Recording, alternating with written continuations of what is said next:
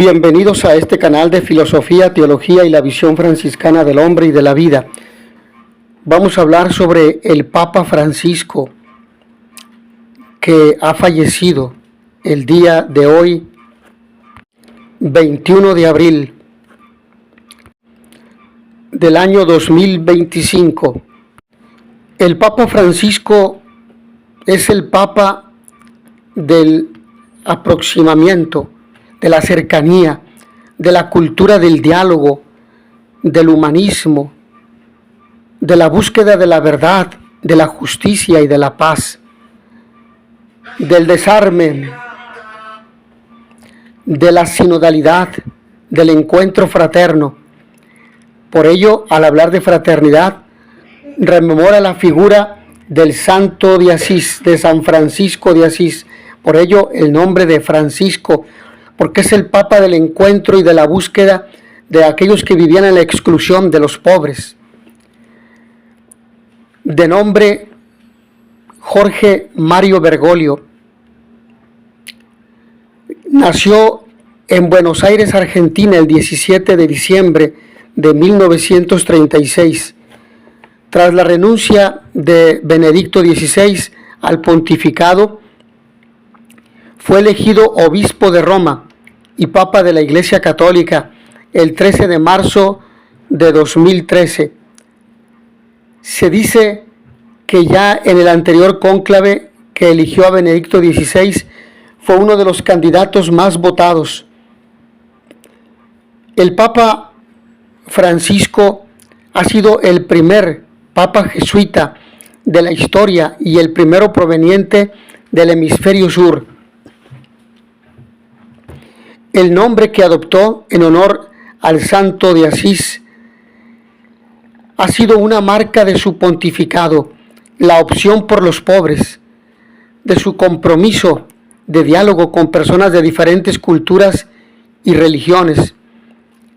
Es un hombre de apertura, es un hombre como lo es el Evangelio y Jesús, y como lo es la Iglesia misma, que quiere que todos, porque es el mandato de Dios, vayan y anuncien el Evangelio a todos. Es el hombre que anunció el Evangelio a todos, se aproximó a todos, a las periferias. Uno de sus primeros gestos fue fijar como residencia papal no el Palacio Apostólico Vaticano, que en cierto modo le asilaba, sino la casa de Santa Marta, un lugar sencillo que le permitía estar en relación más cercana con la gente que también allí vivía. Una de sus primeras espontáneas palabras fue: «¿Cómo me gustaría una iglesia pobre y para los pobres?». Una de las pobrezas que más ha preocupado a Francisco ha sido la de los migrantes. De hecho, en su primer viaje fuera del Vaticano, visitó la isla siciliana de Lampedusa, en la que poco antes había naufragado una lancha neumática de migrantes. Allí el recién elegido Papa lanzó una guirnalda de flores blancas y amarillas en recuerdo de quienes perdieron la vida buscando un futuro mejor para sí y para sus seres queridos, sus familias, sus esposas, hijos, padres, madres. La exhortación Evangelii Gaudium, el Evangelio, la alegría del Evangelio, publicada el 24 de noviembre de 2013, puede considerarse programática de su pontificado. En ella habla de una iglesia de puertas abiertas, una iglesia que va al encuentro de todos, de los hombres de la periferia, de aquellos que no tienen nombre, de aquellos que les han borrado el rostro porque son pobres, de modo que los de dentro salgan hacia afuera para anunciar el Evangelio y los de fuera puedan entrar y sentirse en casa. Esta iglesia de puertas abiertas es una iglesia en salida, atenta a las necesidades de las personas, capaz de hablar con el lenguaje que ellas entienden.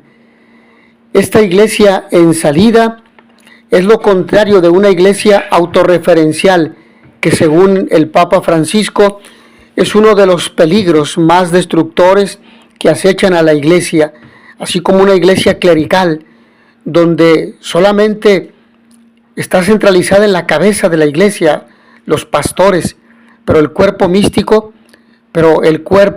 los fieles, los bautizados, quedan excluidos.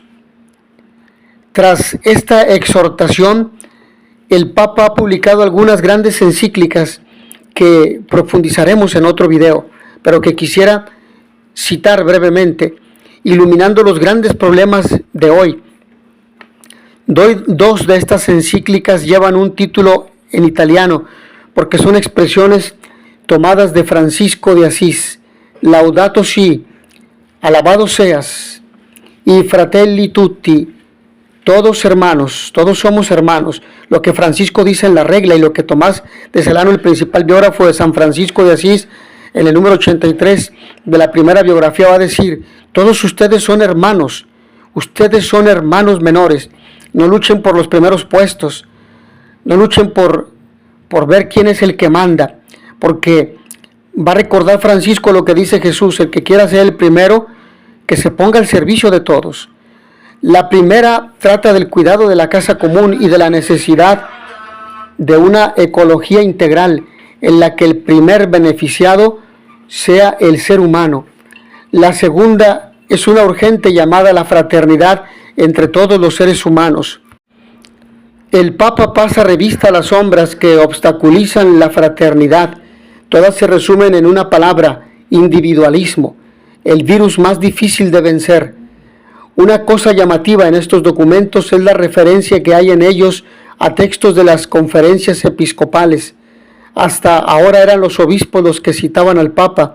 Francisco ha citado a los obispos, y no solo a los obispos católicos, sino al patriarca ortodoxo Bartolomé de Constantinopla y al gran imán Adnan al-Tayeb, con quien se encontró en Abu Dhabi. Uno de los teólogos más citados por Francisco es Tomás de Aquino, pero también, cosa que no solía ocurrir en los documentos papales, se complace en citar teólogos contemporáneos, unos de ellos el dominico Antonio Rollo Marín, un gran teólogo; otro, el buen teólogo de Ávila, Olegario González de Cardenal, al que cita por extenso en su última encíclica, Dilexit Nos. Hablando de citas de otros, es importante notar que algunas de las posiciones del Papa Francisco que han recibido más críticas han sido repeticiones casi literales de textos de Juan Pablo II. No sé si porque en boca de Francisco se entendían mejor o porque ya se estaba predispuesto a la crítica de su persona. Un ejemplo claro, aunque no el único, de avance doctrinal del magisterio por parte de Francisco es la valoración de la propiedad privada. Si para León XIII se trataba de un derecho natural, para Francisco, citando a Juan Pablo II, es un derecho natural secundario, siempre subordinado al destino universal de los bienes. Es normal que con cada papa se renueva el colegio cardenalicio, pero con Francisco esta renovación ha adquirido nuevos aspectos. Por ejemplo, el hecho de tener un puesto importante en la curia, ocupar una determinada sede episcopal o incluso ser italiano, ya no ha sido garantía de ser creado cardenal. Francisco ha creado cardenales a obispos cercanos al pueblo, algunos de pequeñas diócesis, y sobre todo ha universalizado el colegio cardenalicio. En estos momentos, bien puede decirse que los cardenales electores representan a todas las culturas de la tierra. Veremos qué resultados da ese renovado colegio en la elección del nuevo Papa. La terrible historia de abusos y escándalos vividos en las últimas décadas y el examen de algunas nuevas congregaciones religiosas, sobre todo de sus fundadores, en las que ha habido abuso de poder y de conciencia, han sido afrontados por Francisco con valentía. El Papa ha sido capaz de tomar decisiones valientes y arriesgadas. El Papa Francisco ha sido muy sensible a la promoción de la mujer en la Iglesia. No ha rehuido las preguntas que en distintas ocasiones le han hecho sobre un tema tan delicado como el sacerdocio de la mujer, aunque ha dejado claro que esta no es la principal cuestión para valorar a la mujer. De hecho, Es el primer papa que ha puesto a mujeres al frente de algunos altos puestos de la Iglesia, como es el caso de la presidenta de uno de los dicasterios de la Santa Sede, o el caso de la gobernadora del Estado Vaticano. También ha abierto la participación de mujeres y de laicos con voz y voto en el sínodo. Las posturas del Papa Francisco contra la guerra y en favor de la paz han sido claras desde el inicio de su ministerio, y en esto no ha hecho más que continuar las líneas abiertas por el Vaticano II y continuadas por sus predecesores. Otro tema que ha marcado este pontificado es la sinodalidad, que siendo algo muy propio de la Iglesia, estaba un tanto olvidada. Puede ser iglesia, es una iglesia en salida, pues ser iglesia significa precisamente caminar juntos y compartir cada paso de este viaje. Nos ha dejado un gran papa, un papa cercano a la gente y con sentido del humor. Podríamos contar muchas anécdotas que le recuerdan que el pueblo de Dios ha vivido, y que con frecuencia invitaba a clérigos, a religiosas, a no tener una cara triste, e invitaba a todos a sonreír, porque la sonrisa y el sentido de humor nos ayudan a ser mejores y ayudan a que los demás lo sean. En una ocasión confesó que todos los días rezaba la oración de Santo Tomás Moro para pedir el sentido del humor, oración que empieza de esta manera: concédeme, Señor, una buena digestión, pero también algo que digerir. Y acaba así: concédeme la gracia de comprender las bromas para que conozca en la vida un poco de alegría y pueda comunicársela a los demás.